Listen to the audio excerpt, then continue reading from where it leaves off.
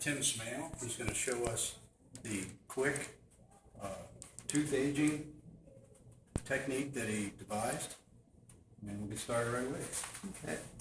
So I have this published and copyrighted. If we have an interest in copies, we can get those.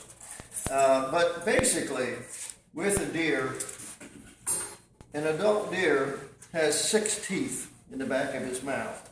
And well, they have some incisors in the very front of their mouth. Then they have a space where there are no teeth. And then there are 3 premolars, 1, 2, 3, and 3 molars, 1, 2, 3. And it's these teeth that we use in this method, the premolars and the molars, to decide how old the deer is. And we use tooth replacement because deer get baby teeth and then replace them with adult teeth, just like we do. And after that's done, then we use tooth wear because deer wear the enamel off the tops of their teeth as they eat. We don't do that. If we did that, we'd get a heck of a toothache. It doesn't seem to bother them because they will, in fact, what determines how long a deer lives in the wild, if nothing else kills him first, is how long can he keep his teeth. Because he will wear his teeth down to the gum line, won't be able to take in enough nutrition. And a buck, by the time he's 9.5, will die of starvation in the hard winter. Does 12.5 or 13.5. I found a moose one time where the molars were all the way down to the nerve cavity. Yeah. So that poor thing died of old age. Probably. Because it couldn't eat. Yeah, probably. And we have some examples of some of those here with deer, too, that are nearly that old. So we're going to look at these 6 teeth in the back of the mouth. Now, remember I said an adult deer has 6 teeth in the back of his mouth. If he has less than 6 teeth, that means he's what? So automatically a fawn. Automatically a fawn. So any number less than 6. In fact, this was a fawn when it died. And we know that because the dark coloration on these teeth is staining. And it's only the part of the tooth that's above the gum line that gets stained. So the white below the white line would be below the gum line. And you see how this line curves up here. This was not exposed. So the gum still covered that part. Because there's no stain. Because there's no stain on it. But so if we had the gum, we would know. But these emerge out of the jawbone. So in many fawns, if they're killed young enough, they'll have maybe these first 4 teeth. If they're a couple of months old. And then this tooth will be covered or partially covered. And this tooth won't show at all because they'll still be down inside the jawbone. Mm-hmm. So what does that mean? Because we're going to use a method of elimination. Right. If he has 6 teeth, what does that mean? So he's at least a year and a half. He's at least a year and a half old. Okay? So this guy would have been a fawn. And if I have a good, actually you have a year and a half old jawbone here, a jawbone from a year and a half old deer, you can see that actually he's missing a tooth. He's missing this very first tooth. And whether it broke off, it didn't form. This one might have been hit by a car. It's hard to tell. But because they break teeth and so forth just like we do, and sometimes they'll be missing a tooth just like we are, or their teeth will come in crooked or whatever. But so this would be his 2nd premolar, his 3rd premolar, 1st molar, 2nd molar, 3rd molar. Now, because he has 6 teeth, I know that he's at least how old? Year and a half. Year and a half. How do I know that he's not 2.5?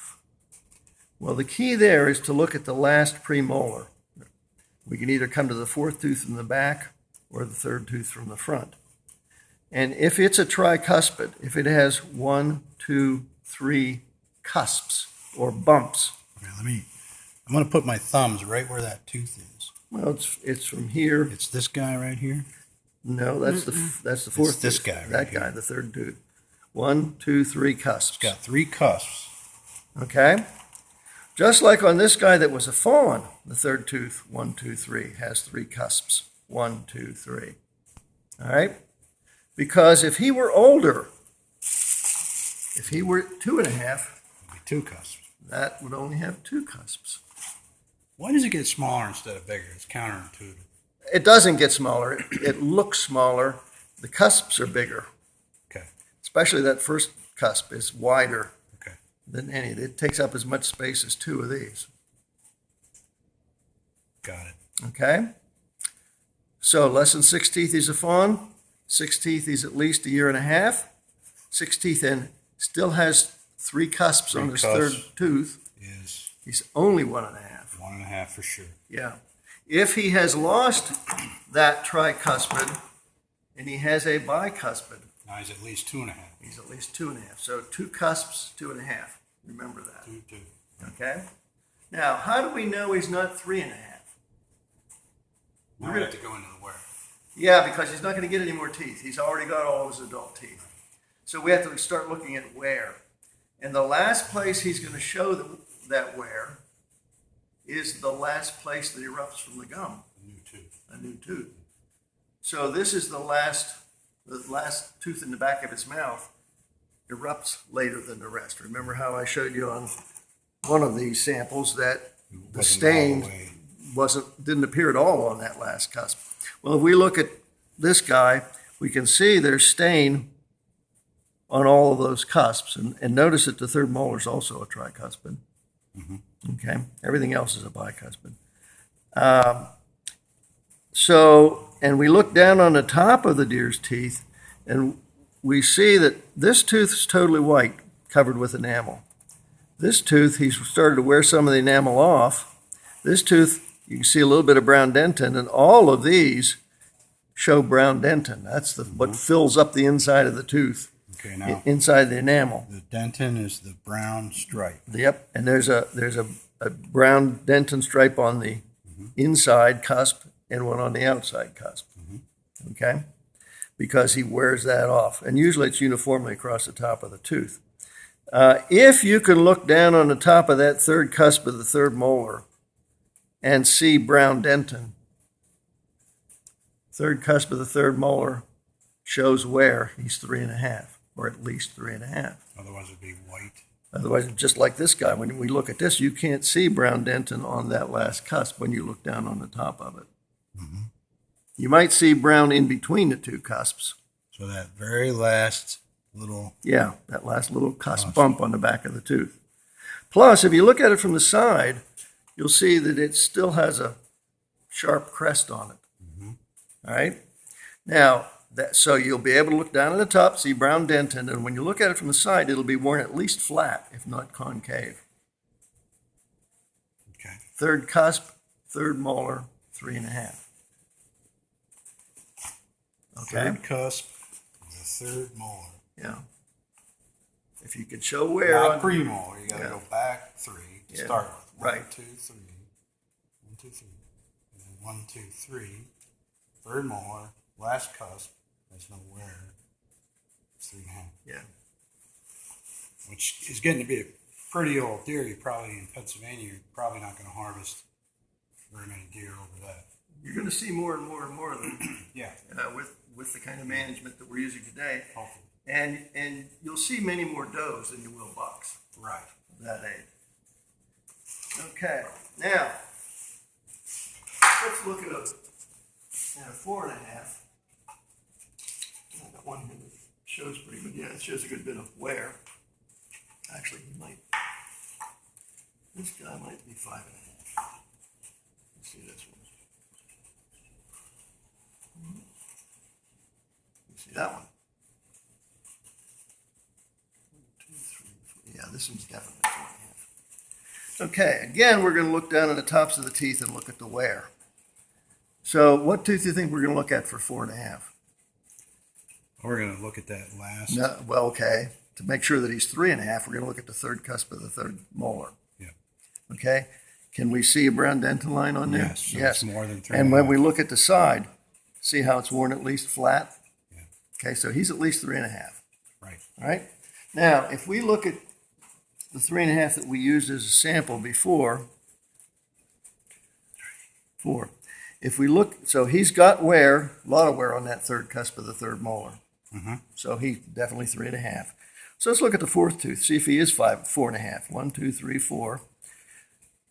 If the brown dentin line, the whole way around the tooth, is at least as wide as the white enamel line, the whole way around the tooth.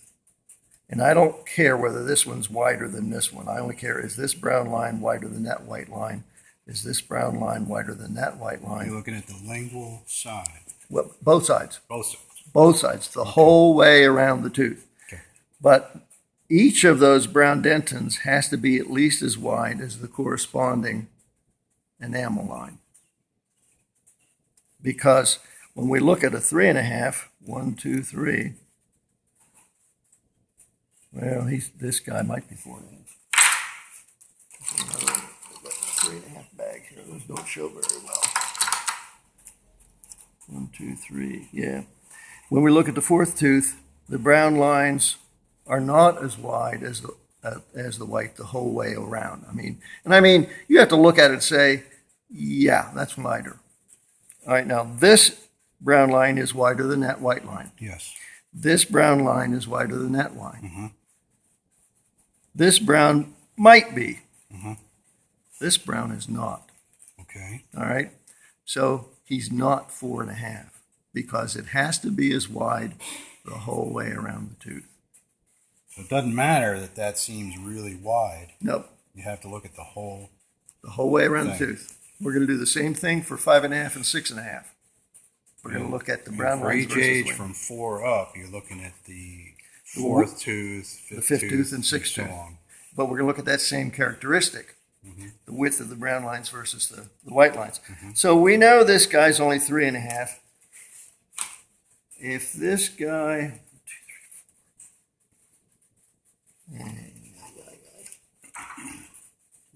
this guy's definitely 4.5. 1, 2, 3, fourth tooth. The browns are at least as wide the whole way around as the whites that's are. really obvious. There. Okay, so he's at least 4.5. Mm-hmm. So let's look at the fifth tooth, see if maybe he's 5.5. Okay. All right, that brown is probably as wide as that white. Yep. That brown is maybe as wide as that white. This brown, maybe. This one, definitely not. Right. So he's not 5.5. Mm-hmm. He's only 4.5. All right. If he were 5.5, I think he's a tooth. Yeah, this will work. That's a lot of wear. This is, but, say he's got 6 teeth. 1, 2, 3, 4, 5, 6. So he's at least how old? 6 teeth. He's at least a year and a half. Correct. His third tooth has how many cusps? It's got 2. So he's at least how old? He's at least 2.5. 2 cusps, 2.5. Does he show where on the third cusp of the? So he's at least 3.5. Okay.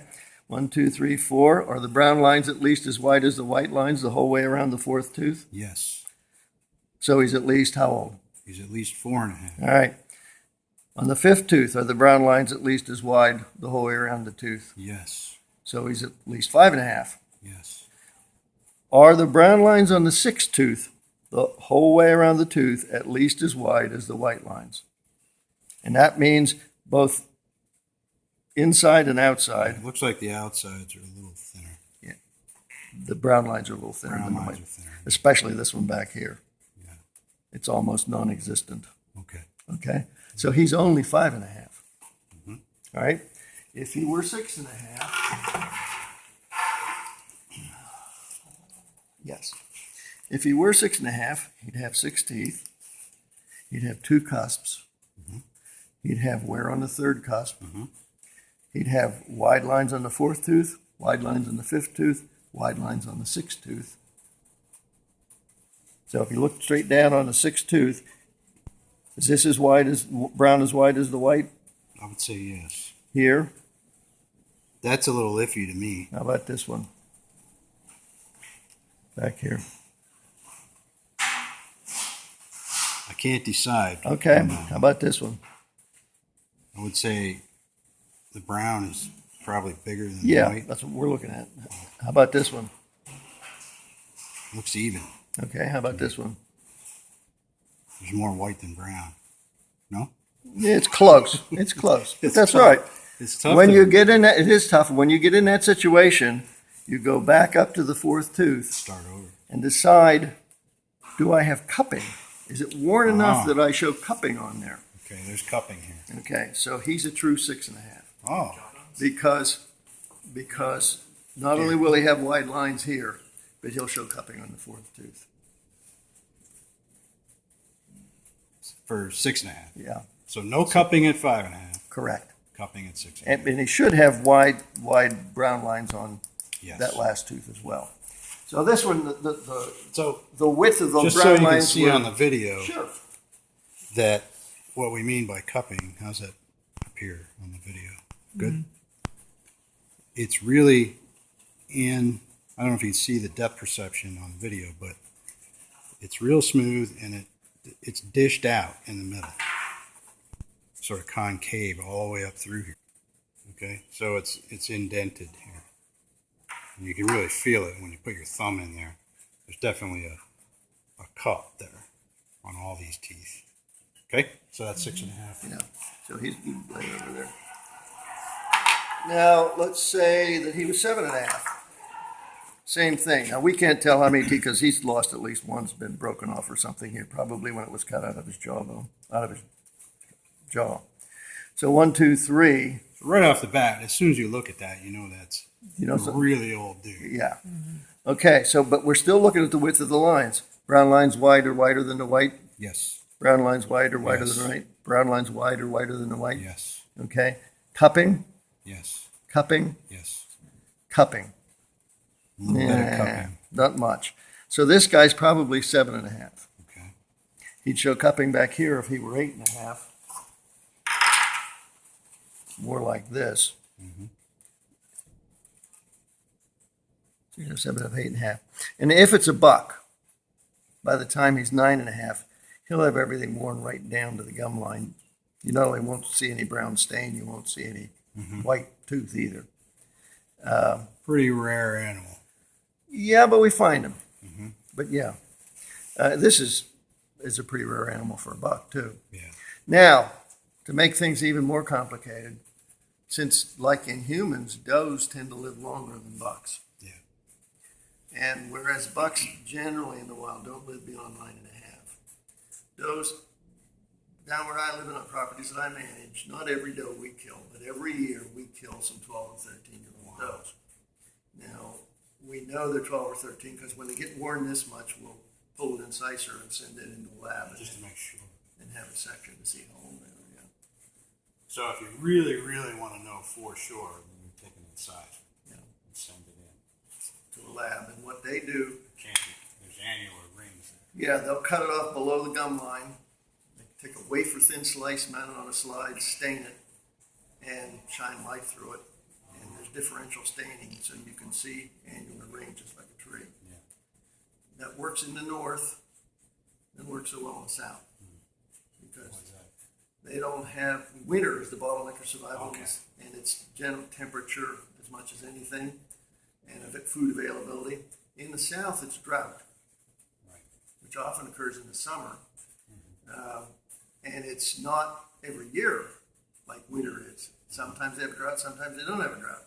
So you'll get interrupted range. You'll have a half a ring and then it won't continue the rest of the year for whatever reason. If you get wavy rings, and they're hard to count, so it doesn't work as well in the south for cementum annuli. But what's the most accurate way to age a deer? Well, raise it from the farm. Exactly. Or catch it when it's a fawn, put a tag in its ear. Yeah. What's the next most accurate way? Well, this. Well, cementum annuli. Well, cement, man. Okay. Yeah, right. The next most accurate is probably tooth wear and replacement. But we can also age deer by looking at them on the hook. That's right. That's a whole nother lecture. It is, and it's the least precise, Yeah. but it's precise enough to use for management purposes. Sure. Well, you have to learn to age deer on the hoof if you really want to get into increasing your age. It's one thing to record it, but these deer are already dead, so you can't put any age on them anymore. But it shows you what you're doing when you look at your statistics from year to year to year to year. And then, of course, QDMA publishes posters and pamphlets and books and everything using basically the severing house method, which what I use is a modified version of the severing house. You can actually, with younger deer, you can age them to the month. And in really young deer, you can age them so many days or weeks using. The question that pops up a lot is, does any of this vary according to what kind of forage they have available to them, Yes and no. and soils, etc.? Yeah, yes and no. It's one of the problems with the severing house method. Severing House was a researcher in New York State in the 40s. And he used, I think, a sample of 18 jawbones from 18 deer of known ages. Pretty small sample. Yeah, when you figure how many deer there are that have ever been in the world, and a sample of 18 is pretty small. Plus, they were all from the Adirondack Mountains, where they're eating a lot of sticks and twigs and Yeah, there's no not much quarter alfalfa up there. That's for anything sure. like that. So there may be some difference between, say, a Lancaster Kennedy corn and soybean fed deer and a Manitoba deer or a New England deer or something of that nature, or a Texas deer. Getting maybe West Texas where there's nothing but chaparral and thistle and dust blowing all over the place and just a lot of grit. Yeah, they're eating a lot of dirt. So because there is a significant difference, it's still the same general pattern, but a significant difference between penned deer and domesticated deer and wild deer. Because just like deer in domestication can live longer, whereas a doe in the wild lived to 12 to 13, the oldest I know of in captivity, I think, was 21, and she had twins or triplets every year of her life. And bucks 9.5. I think the oldest buck in captivity was 17 or something like that. All right, let's see if I learned it. Good. I got this jaw out of my deer that I just shot. So I take a look at it, and I see it has 6 teeth. 1, 2, 3, 4, 5, 6. It's not a fawn. There's nothing erupting here. And right off the bat, I see, too, that there's no wear up in here, not much wear. But there is wear on that last tooth. Okay, so I guess the next thing, I almost skipped it. So we want to go back to the 1, 2, 3rd Yep. tooth. Yep. This one. Yep. And it has 2 cuffs, not 3. So that makes it 2.5. At least 2.5. Yeah. 2 cuffs, 2.5. Now, How do we decide whether he's 3.5 or not? we need to We need something with a number look for 3. wear on the 3rd Yep. molar. Third cusp of the third molar. See, I am learning something. There is wear there. Okay. So this guy is at least 3.5. Yeah, he is. In fact, that was a buck, and he just makes the Pope and Young record book by 5/8 of an inch. And you won't find many 2.5s in a while that'll do that. Wow. What county? Down your way. Chester County. Yeah. But he was 3.5. They have good chow down there. Yeah, really good chow. Okay, so we go back to, now we know he's 3.5 at least. Yeah, so we look at the fourth tooth. 1, 2, 3, 4th tooth. Look down on the brown lines and see if they're as wide as the white lines. They're pretty bleached out, but They are. I'm thinking that they're not. Yeah. Yeah, they were, and they were. So he's 3.5? Yeah. Ta-da. Lesson over. School's out. So that's something you need to practice. And do you have this that I can put a link under the video or something? Yeah, or I can give you that, or I can send it to you. So this will be available where it's a recipe step by step. And it's a good thing to do. Always, maybe you should tell us how you get the jaw out. You get one of Okay, those bad sure. boys. Yeah. Yeah, there's 2 tools that you need. Now, you can do it other ways. You could just take a knife and Cut the cut cheek it out. But and everything. if you got a big buck, then you don't want to do that, of course. That's absolutely right. You don't. But if you use this method, you can pull the jawbone out and not do any damage to the hide for mounting purposes. Because I don't care what your taxidermist tells you. And well, not only that, every taxidermist will tell you that he'll save that jawbone for you. But unless you live in his workshop, you will never see that jawbone again. Yeah, because those guys are just chopping and throwing all Yeah, day long. they don't have time to do that kind of stuff. They might try, and yeah, there might be one that occasionally will take some time and effort, but most of them won't. So we don't have a deer carcass, but we could demonstrate. Well, we can demonstrate with some of this. This is a deer jawbone. Now, this is not how it comes out when you use the method I'm about to show you. This was actually cooked out of a deer skull, but I think this one was cooked, but this probably came from a roadkill or something because it rotted off, I think, and we just cleaned up because it's not clean enough to have been cooked. But this part of the jawbone goes up under the cheekbone, just like it does in us, and it makes the articulating jaw of the deer. And so what you do is you take the deer's head, you take this, which is a jawbone extractor, and you notice how one end is narrow, one end is wide, and the narrow end is somewhat flattened this way, so that it's easier to force it back into the deer's mouth alongside the jaw. So first thing you do is you take the deer's head and you force this back into the deer's mouth, because once rigor mortis sets in, you're not going to have time. You're not going to be able to open that jaw. But you can force this in, work it up, and once you get that in there, then you just crank it up like this, and that levers his jaw open. And once you have it up like that, then you take it out. You work this back in between the jawbone and the gum, push on to work it back into the heel of the bone. You got to really push to get the You do skin it to separate. separate the soft tissue from the jawbone. And once you can work that back in past the heel of the bone, then you pull that out, put it in here, put it back in like this. Take your loppers, this is a $10 pair of loppers that you can get at any hardware store. You force that in. Hold this up here if you want. Just hold that. That's either way. Just hold it. And that is forcing the deer's mouth open like this. Hold that. Then you take I'm going to come this way. You take your loppers and you bring them back in here, right in between, into his mouth, right over here. Get them in as far as you can, and then you just snip. And that bone is moist and pretty soft, so it's fairly easy with a pair of long handle loppers to crack that right off. Once you've done that, you wind up with a jawbone that looks more like this. You need to clip the front too. Well, you don't have to. When we take them out, we normally, in order to get it out, you cut that right through there. Now, once you've done that, you lay your loppers down.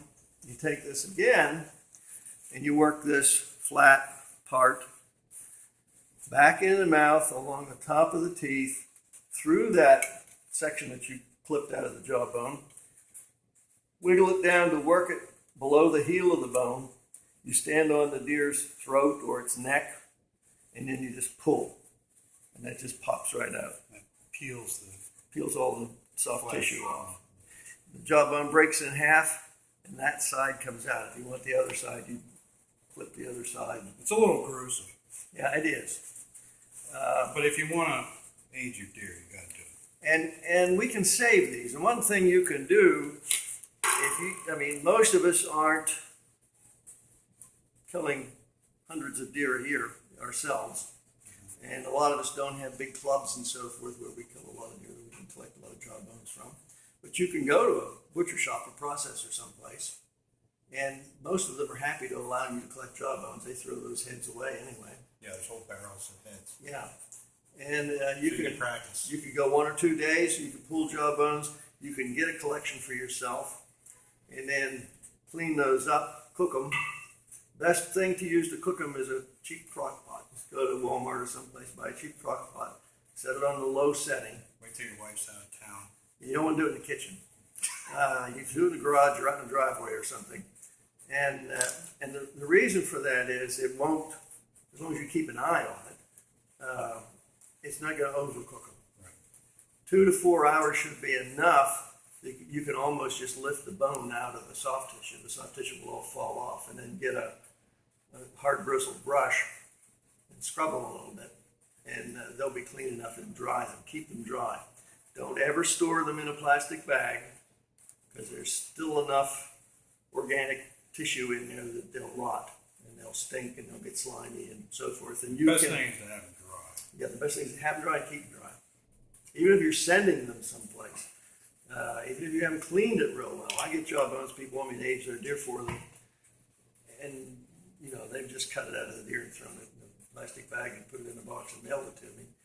And It's disgusting. yeah, and I don't want to handle it. I mean, there can be fungi and so forth growing on those that That you don't want. you don't want. So keep them dry, and that's why I store them in mesh bags. It's a little bit of a pain in the neck because any sharp thing on here gets caught on the mesh, but at least they stay dry. Well, it's always interesting when you have a good-sized buck. It's really fascinating. I shot a really big buck 3 years ago on my property, and I thought, wow, this thing's huge. He's got a huge rack. He's only 2.5. Could be. Because, you showed me how to age him, and I used your technique, and I thought, this deer is not very old. Yeah. And who knows what he could have blown up into. That's if the I'd have let thing. him go. That's the thing. Yeah. So, And you can surprise yourself. I mean, you talk to hunters. Oh, here's an old deer. He's really gray in the face. It really doesn't mean anything. maybe it's just great. Yeah. So this is a surefire method that you can use. And to be honest, anybody that uses a tooth wear replacement technique beyond 4.5 jumps to 2-year age classes. Almost nobody, I do, but almost nobody will say that's a 5.5-year-old deer. They'll either say that's a 4.5, 5.5, or a 5.5, 6.5, because they don't all wear exactly the same. It's like any other. There are no. So if you're really fascinated, you have to know. You want to take that incisor, Yes. and then you just look it up. There's labs that do that. Sure. And it's what, $50 or something. No, it's less than that. But generally 25 or less for a single. And then, so if you're in a club, you're shooting 10 deer on the club, yank your jawbones. You probably don't feel like it after a day of hunting, but get these out, weigh your deer. Keep track of your dressed weights and your ages and your sex ratio. And then you have data that you can act on, right? That's correct. Yeah. Otherwise, if you're just saying, well, our management, everybody says, well, we're QDM because we let a 4-point go. There's more to it than that, a lot more. So, and record keeping is your starting point. You can see what you have. You can even make yourself a little Excel graph and see what you want is your ages to go up, and you get that normal bell curve on your ages, and then you get weights going up and antler sizes going up. That's all. Okay? Yeah. So, thank you very much. Sure. Appreciate your comment. Thanks for the opportunity. See you next time.